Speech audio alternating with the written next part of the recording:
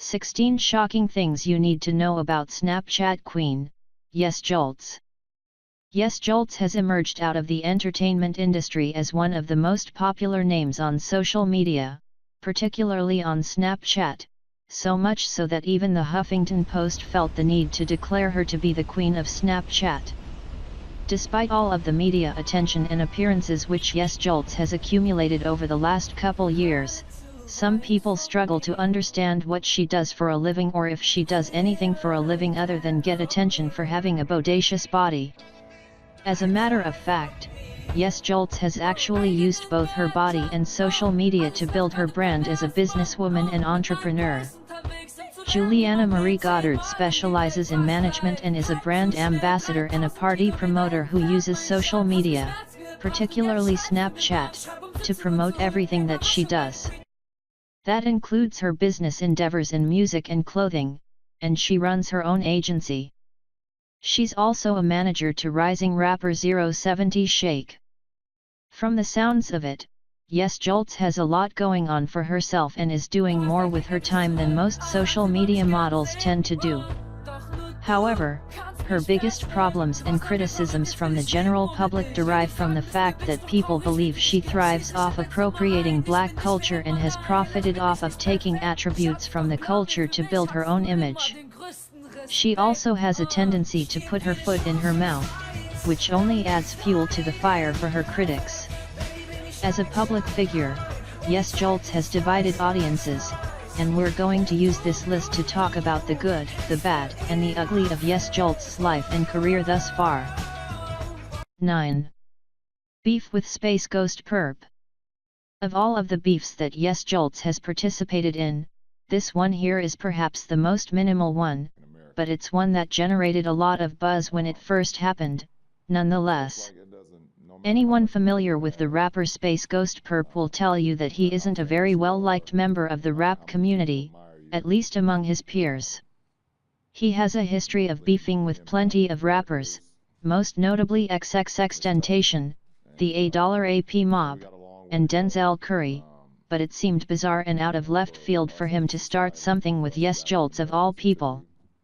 After she posted a pic of herself and her friends posing on a beach, he decided to make a joke about how their sex life was boring. When YesJulz confronted him about it, he decided to become vulgar and threw some shady, expletive tweets her way. The two had a back and forth until she eventually blocked him. 10. Beef with withwale. YesJulz has found herself in conflict with some relatively famous faces, at least among the hip-hop community, but arguably the most famous and instantly globally recognized face she feuded with was Grammy-nominated artist Wale. In light of YesJulz's sex tape leak, Wale took to Twitter to vent his frustrations about how y'all make PPL famous. And be mad they famous. FCKU culture vultures ol I got 3 black friends head ass. YesJulz perceived this as a subtle jab at her and criticized Wale for being a man that takes shots at a lady. BC he is upset she gets more views than all his music videos combined is pretty corny. The two had a prolonged back and forth for the rest of that day. 11. N-word shirt controversy. One major criticism against YesJulz from her critics is the fact that she tends to post questionable things on social media without being conscientious enough to consider the possible consequences. This was very much the case when she posted this tweet back in May 2017 asking her followers if she should wear a shirt featuring the N-word. She deleted the tweet afterward, but that didn't stop Twitter from roasting the girl the first chance they got. Even her followers couldn't help but condemn YesJulz for her tweet and accuse her of being tasteless. This ill-advised tweet managed to get YesJulz kicked off of multiple events, and several sponsors wanted nothing to do with her. She posted a teary-eyed apology video later, but by then, it was far too late. 12. She was arrested for a DUI in 2009. We were all young and dumb once upon a time ago, and we all did dumb things as youngsters that we hope remain secret. Unfortunately, in the age of the internet, nothing remains secret or private forever, and mostly, everything we ever did has an online record, which anybody can retrieve with the click of his or her fingertips. When she was 19 years old, YesJulz had a little run-in with the law on account of public intoxication while driving. She got nabbed for a DUI back in 2009 while working as a hostess at Savage. Years later, her mugshot resurfaced after someone hunted it down and posted it on social media. The pic then went viral. In addition to this one instance, YesJulz has actually been arrested a small handful of other times. One time, she found herself in the back of a cop car over some lip gloss she stole from Walmart. 13. She's Italian and Puerto Rican. The biggest criticism against YesJulz is that she's a culture vulture who thrives off of appropriating black culture for her own personal gain. In the past, YesJulz has responded to her critics by pointing out that she is, as she herself has put it, not fully white. When she says this, she's pointing out that she's actually both Italian and Puerto Rican. Statements like these have only continued to fuel the fire from her critics because Puerto Rican and Italian are not considered races. They're traditionally considered nationalities but not ethnicities.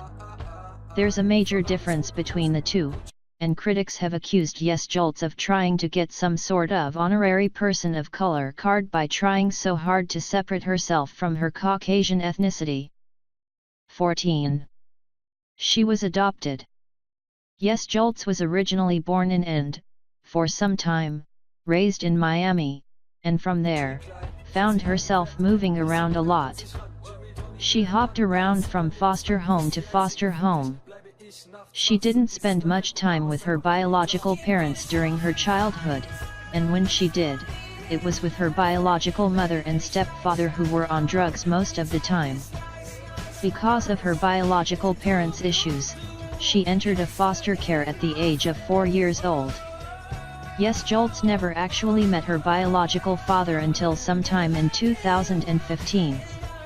More than anything else, YesJulz feels the closest connection with a woman named Johanna, who worked at her daycare, adopted her at age 9, and raised her in Boston where she lived for some of her life.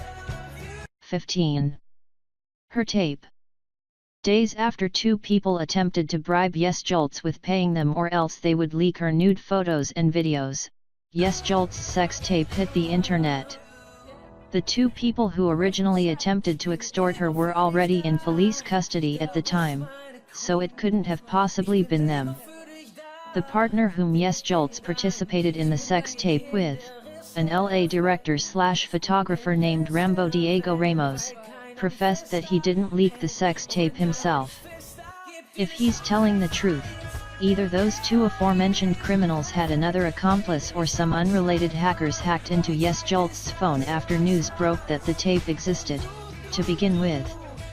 In any case, YesJulz responded to her sex tape leak by posting a social media message stating that not only was she taking legal action but she was heartbroken to see co-workers, peers, and followers of hers take part in the jokes on her regarding the tape. 16. Friends with LeBron James, rumored to be lovers. After meeting LeBron James at a party, YesJulz publicly addressed the basketball player as a personal friend of hers. This seems to be true considering that the two have promoted each other in the past, and he even had her throw the launch party for his new Sprite flavor when it was first released. However, as social media tends to do, people took the slim pickings of their relationship and blew it out of proportion with speculation that the two may have fooled around. Of course, unless one of them is willing to share secrets, neither has and most likely never will. We'll never know if the two ever had an affair.